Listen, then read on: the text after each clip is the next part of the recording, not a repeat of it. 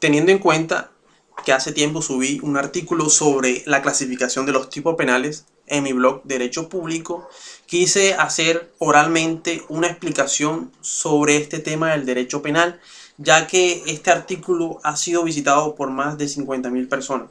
No sé si lo vieron o fueron leídas, pero esa es la gran cantidad de personas que lo han visto. Por tanto, tomé la decisión de subir un video para explicarlo. Bueno, las clasificaciones más comunes las tendré en cuenta, como las no comunes, también tomadas por autores como Jorge Enrique Valencia. Cuando realicé este artículo, tomé como referencia a 4 autores, entre ellos Alfonso Reyes Echandía, este texto de Alfonso Reyes Echandía, a Fernando Velázquez, este texto de Fernando Velázquez, a Jorge Enrique Valencia, un ensayo, pero que no encuentro, ahora mismo no tengo el libro, y las clases impartidas por Jaime Sandoval Fernández, que fue mi profesor en la universidad. Teniendo en cuenta las clasificaciones más comunes, que son 4, que son según la estructura, según el sujeto activo, según su contenido o técnica legislativa y según el bien jurídico tutelado, podemos comenzar por el primero para después mencionar las no comunes que son introducidas por Jorge Enrique Valencia en su ensayo sobre clasificación de los tipos penales. Comenzando con la primera de las comunes, está según la estructura. Dentro de esta clasificación hay una subclasificación. Podemos mencionar dentro de esta subclasificación de la clasificación de la estructura de la clasificación de los tipos penales. Está el tipo básico, el tipo especial, el tipo subordinado, el tipo autónomo, el tipo elemental o simple, el tipo compuesto y el tipo en blanco. Tomando el primero, el tipo básico, es el que describe una conducta independiente que igualmente se aplica de forma independiente. Como por ejemplo tenemos el homicidio por piedad. El homicidio por piedad se encuentra en el artículo 103 y Sandoval Fernández y Reyes Echandía menciona que los básicos, este tipo básico, son también autónomos. ¿Por qué? Porque lo identifica la definición misma del tipo. Ahora, dentro de la segunda subclasificación de esta clasificación según la estructura, tenemos el tipo especial, que son componentes adicionales referidas a los elementos del tipo básico, que se aplican de forma independiente. Como por ejemplo de ello tenemos el homicidio por piedad, artículo 106. El tercero, tipos subordinados, aquellos tipos que existen únicamente por el tipo básico en el cual van referidos. Son aquellos que cualifican la conducta, la atenúan o la agravan. Como por ejemplo de ellos tenemos el homicidio agravado. Tenemos también el homicidio por piedad privilegiado. Según Sandoval Fernández, estos no son autónomos, sino dependientes. Ahora, dentro de cuarto de la subclasificación de esta clasificación, según la estructura, tenemos tipos autónomos, que traen además de los elementos básicos, otros nuevos que las modifican. Como por ejemplo ellos tenemos la denuncia contra persona determinada. Según Sandoval Fernández, los autónomos se deben llamar especiales. Como quinto tenemos el tipo elemental o simple, que son compuestos por un modelo de comportamiento, es decir, por un verbo rector. Como por ejemplo de ello tenemos el hurto, la injuria o el homicidio. También está el tipo compuesto, que son aquellos tipos que tienen una pluralidad de conducta, contraste al tipo simple o elemental. Como por ejemplo de ellos tenemos tipo compuesto complejo y tipo compuesto simple. Los tipos compuestos complejos es que tienen varios verbos rectores que se necesitan para que se realice la conducta, que sean todos los verbos cometidos. Y lo simple es que se necesita un solo verbo rector. Como ejemplo de ello tenemos al delito de la concusión. La concusión, que es un delito contra la administración pública, recordemos, tiene 3 verbos rectores, pero con un solo verbo rector basta para que se consuma el delito. Tenemos, por último, dentro de esta clasificación, el tipo en blanco. El tipo en blanco, el supuesto de hecho es que el tipo no está escrito ahí mismo dentro de ese delito, sino que se encuentra en otra norma dentro del ordenamiento o es de carácter extrapenal. Como por ejemplo tenemos la explotación ilícita de yacimiento o la caza ilegal.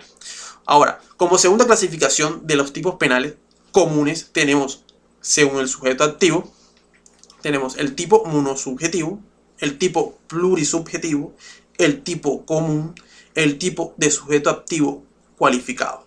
Jorge Enrique Valencia introduce una más, como también Fernando Velázquez. Por tanto, veremos el primero.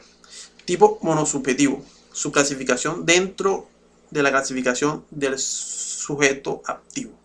El tipo monosubjetivo describe que la conducta puede ser realizada por una sola persona, como por ejemplo lesiones al feto. Jorge Enrique Valencia menciona que este es un concepto más jurídico normativo que fáctico, ya que un hurto, por ejemplo, puede ser cometido por varias personas, pero a la hora de imputarle, se le imputa una sola. Pensemos, por ejemplo, en un caso cotidiano, a aquellas personas que quieren robar un piano. Cuando quieren robar un piano se necesita la ayuda de varias personas, ¿no es cierto? Pero a la hora de imputarse, se imputa uno porque el delito habla de hurto como clasificación monosubjetiva imputada que puede ser realizada por una sola persona. En caso tal que haya varios hurtos, hablamos de otra clasificación de tipos, que es tipo plurisubjetivo. El tipo exige la realización de conductas de dos o más sujetos, como por ejemplo la sonada rebelión. Recordemos que es cometida por muchas personas por lo general. Ahora, el tipo plurisubjetivo puede ser realizada conjuntamente o autónomamente. Autónomamente, por ejemplo, cuando comete el mismo delito, el hurto, como mencionamos arriba, o el aborto o el cohecho. Varias personas cometen el mismo delito, pero independientemente. Dentro de la tercera subclasificación, dentro de la clasificación según el sujeto activo de la clasificación de los tipos penales, tenemos el tipo común, que es un sujeto activo indeterminado, que se destaca que el que realiza la conducta es una persona que puede ser cualquiera. Siempre, la mayoría de las veces, se menciona dentro de ese tipo el que cuando ustedes vean el que al principio de cada descripción del tipo, es porque puede ser cometida por cualquier persona. Un ejemplo de ello, que es un ejemplo típico, el homicidio, el que matare a otro. El que, o sea, cualquier persona la puede cometer. Mencionando otro ejemplo, puede ser la inducción a prostitución o la contaminación ambiental. Dentro de esta clasificación tenemos la cuarta subclasificación, que es el tipo de sujeto activo cualificado, que tiene unas calidades exigidas por el tipo especiales, llamadas también tipos de infracción de deber. Como por ejemplo de ellos tenemos los ejemplos comunes contra los delitos de la administración pública, la mayoría, no todos. Como ejemplo, dentro de los delitos de la administración pública tenemos el peculado, que puede ser cometido solo por el servidor público. Es lo mismo que el hurto, pero referido a la administración pública. Véase también que no solamente hay una cualificación normativa, sino también puede ser natural, edad, sexo o profesional, por la actividad profesional que requiere para ser cometida el delito, por ejemplo, un comerciante. Dentro de esta clasificación encontramos también la subclasificación realizada por Jorge Enrique Valencia e introduce dentro de esta clasificación, según el sujeto activo, el tipo de propia mano o cualificado o no cualificado. Un ejemplo de ello común es el acceso carnal, que llamamos delicta carnis, que puede ser cometido solamente por aquella persona que está abusando de esa persona. Dentro de esta clasificación, por último, Fernando Velázquez introduce el tipo de perturbación impropia plurisubjetiva aparente, también llamada, donde varios sujetos la cometen, pero resulta impune por ser el titular del bien jurídico quien lo cometió. Como por ejemplo, ellos tenemos la pornografía con menores, acto sexual abusivo con menores de 14 años. Menciona este tipo dentro de esta clasificación, pero Reyes Yandía, por ejemplo, no lo detenta dentro de su manual.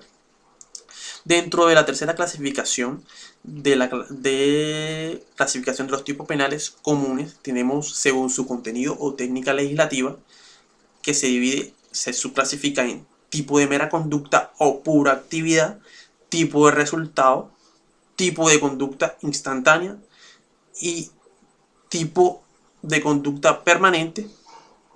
También tipo de acción, tipo de omisión, tipos abiertos, tipos cerrados. Jorge Enrique Valencia introduce dos más, que son tipo descrito en forma casuística y tipo según la forma básica de comportamiento, teniendo en cuenta el primero de ellos dentro de la subclasificación de la clasificación del contenido o técnica legislativa de la clasificación de los tipos penales. El tipo de mera conducta o pura actividad es aquel desvalor de la conducta sin exigir resultado fáctico, que se agota en una acción y no hay resultado. Es separable espacio-temporalmente. Como por ejemplo de ellos tenemos la injuria o la falsa denuncia. Como segundo tenemos el tipo de resultado. Para que la conducta se adecue al tipo se requiere que haya resultado. Se describe la acción a la cual sigue un resultado fáctico. Hay acción, más no, hay acción y un resultado en el mundo fenoménico. Un resultado del bien jurídico como lesión material. Por lo que un ejemplo de ello puede ser las lesiones personales. Jorge Enrique Valencia expone que esta clase de tipos son según la relación existente. Tenemos también el tipo de conducta instantánea, que la acción se agota en un solo momento, como por ejemplo está el homicidio o el incendio. Tenemos el tipo de conducta permanente, que es un proceso consumativo de la conducta que perdura en el tiempo mientras no se ponga la conducta. El ejemplo clásico de este tipo es el secuestro, donde la conducta típica se mantiene mientras el sujeto pasivo, es decir, la víctima que está secuestrado, sigue bajo el poder del actor, es decir, el sujeto activo, el delincuente. Tenemos también el tipo de acción, que es el tipo que describe una conducta positiva de comisión, como por ejemplo está el hurto. Tenemos los tipos de omisión, recordemos que la omisión se divide en omisión propia, impropia. La omisión propia es la que está descrita en el texto legal, la omisión impropia es la que no está descrita en el texto legal y que se deducen de los tipos comisivos. Recordemos el artículo 25 del Código Penal, que es donde se menciona sobre las posiciones de garantía de nuestro Código Penal colombiano del 2000. Un ejemplo de este tipo de omisión impropia sería como el de dejar morir por inanición al hijo por no cumplir con la obligación alimentaria. Jorge Enrique Valencia lo llama tipo descrito en forma libre, como por tanto la opción y la omisión. Tenemos también los tipos abiertos dentro de esta clasificación de contenido o técnica legislativa, tipos abiertos que no describen la conducta de manera específica, por lo cual es un problema para el intérprete generalmente, y el intérprete del juez pues encuentra una gran cantidad de conductas vagas, ambiguas, que no están descritas específicamente y que viola un principio básico, norma rectora dentro del Código Penal, que es el principio de taxatividad. Como por ejemplo está la falsificación de las monedas. Tenemos también el tipo cerrado, que se precisa cuál es la conducta exacta que se describe en el tipo y cuál se adecuará a este. Como por ejemplo de ello está el hurto.